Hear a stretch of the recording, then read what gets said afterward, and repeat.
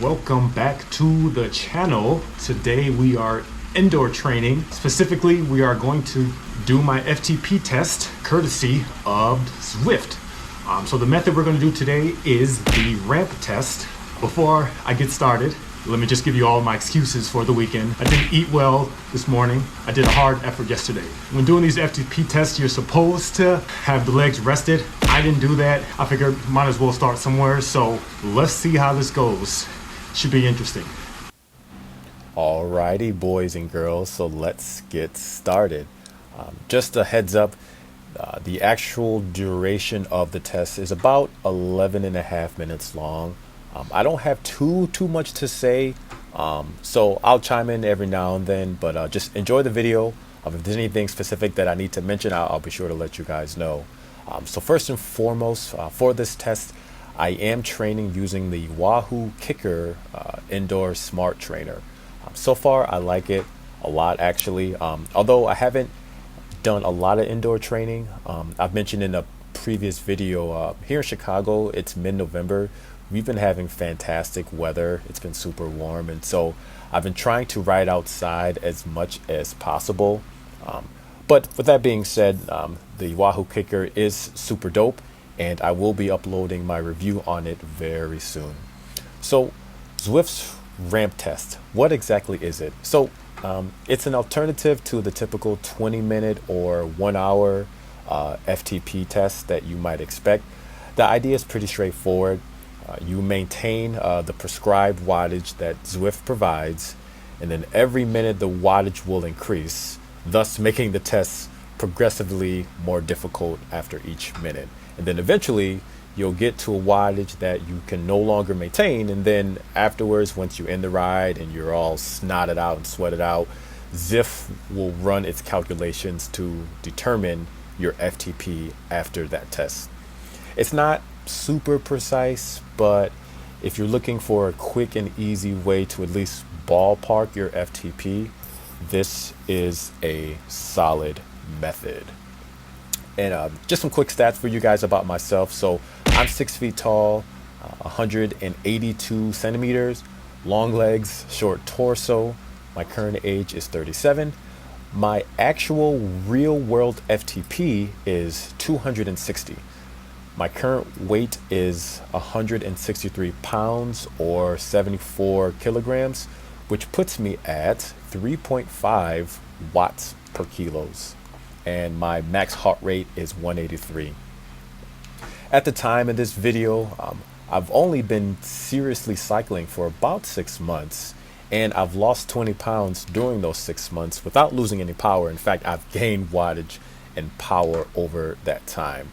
And you got to add to the fact that I am coming off of an Achilles tendon rupture from a different sport, which did require me to get surgery about a year ago. More on all that in a whole other video. So overall, guys, I'm super satisfied with both my fitness and my power for being so new to the sport of cycling.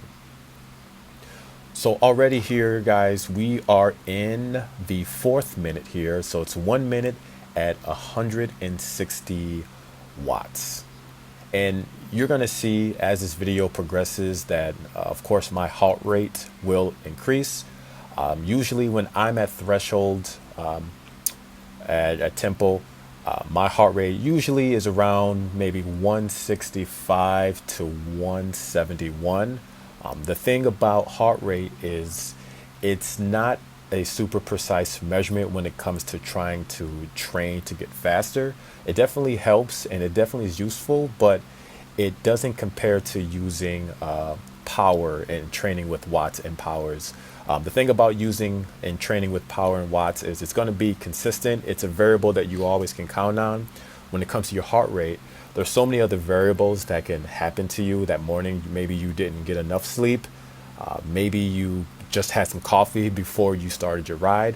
All these things can affect your heart rate. So it's not a super precise gauge, but when it comes to using power and watts, that is what you should be using if your goal is to get faster and stronger on the bike.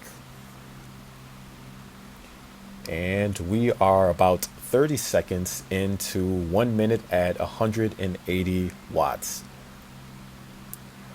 One thing you'll also see as this video progresses as well is I am a high cadence rider. You know the saying, spin to win. Back in the day, you would see those in a pro peloton grinding it out, maybe spinning at say 65 to 80 cadence. But I myself, I prefer to be anywhere near 95 to 110 cadence RPM. Although I've noticed with so far using the Wahoo kicker, I think I might need to calibrate it of somehow because I feel like the cadence that am doing in reality is slightly slower than what Zwift is pumping out here. I feel like when I'm spinning in real time at say 105, Zwift is showing me at like say 95. So maybe it's just me and maybe I'm still getting acclimated to working out indoors, but it's just kind of one of the things that I've noticed so far. So now we're at 1 minute for 200 watts. And I know my feeling when it comes to my legs, especially outdoors. And so I know what 200 watts feels like. Maybe I need to calibrate my power pedals, but 200 watts on the indoor trainer definitely feels a bit more difficult than when I'm out on the road. And now we're at 1 minute for 220 watts. So it's starting to really, really heat up.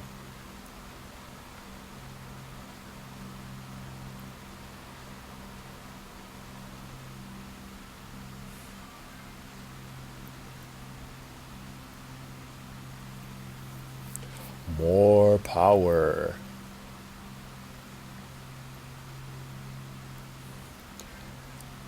If you notice on the screen, it says spiking power is harder on your legs than steady power, so keep smooth. That definitely is true.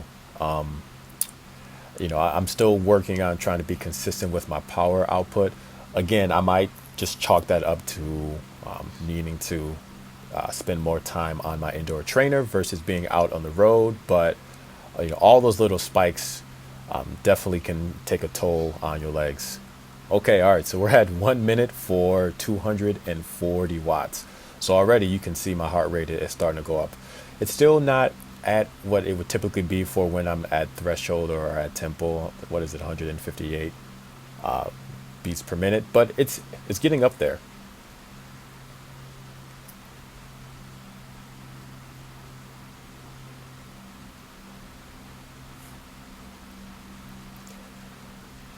I've also noticed as well is it is a bit more difficult to put the power down when you are stationary. You can see me rocking a little bit more than I typically would if I was out in the real world. Part of that could also be just because the bike isn't exactly balanced on my hardwood floors. Although with the Wahoo kicker, you can adjust the legs on it to make the ride a bit more stable. Okay, so now we're getting into 1 minute for 260 watts. So now my heart is starting to cook up here. I'm starting to sweat a little bit, having to really, really put the power down. You can see my cadence here. I'm up to about 100 RPM. So this is sort of a comfortable cadence for me. This is something I know I can sustain, well, theoretically, but it's something where I won't bonk as quickly at a higher cadence than I would if I was spinning at say 80 or 85.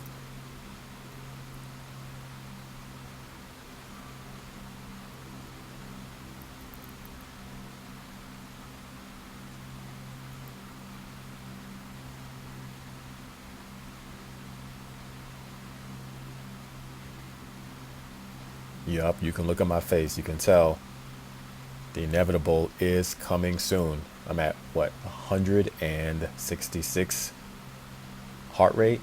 Yep. All right, so now we're at 280. Heart rate at 166. Cadence, look at that cadence, man. Spin to win, 102 RPM.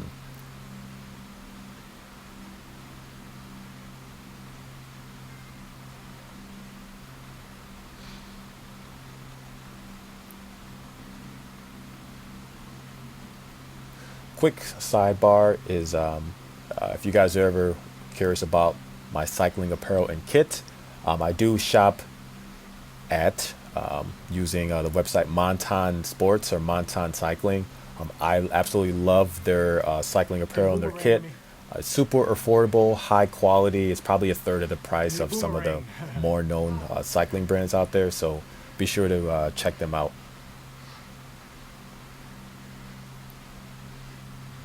All right, so we got 1 minute for 300 watts. Now, if this was out in the real world, that's something that I can hold probably for a good maybe 4 minutes, I would say. But when you haven't warmed up and you haven't eaten well for the day and you've already done about 10 minutes at other watts, 300 watts for a minute, it's painful.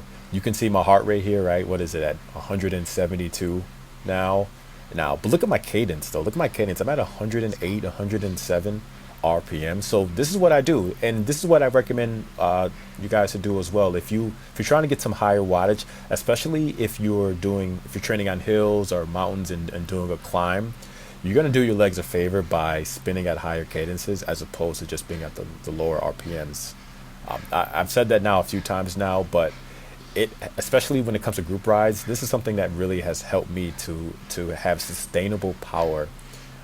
You should definitely train at the lower cadences, but spin to win, guys. All right, so 1 minute for 320. So you can already tell now, guys, that I'm about to blow up. My heart rate's at 176.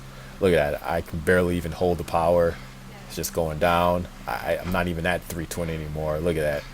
I'm hurting, guys. I'm hurting. Yep, about to blow up. Here it comes. Yep. That is the end of that. Yikes. So Zwift shows my current FTP being 236 watts.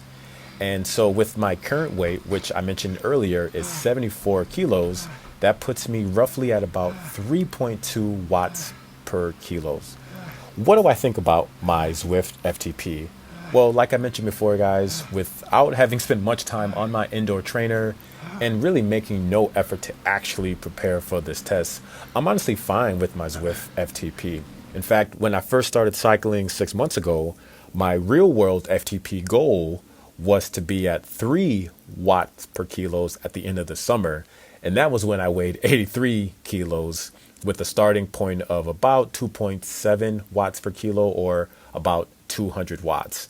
So I've already achieved the goal I really wanted for this past summer. So I really can't complain. So honestly, it's fine. Now I have a starting point with a little bit of wiggle room, and I'll be able to create some training blocks, do some interval trainings that are actually progressive and sustainable during these colder months.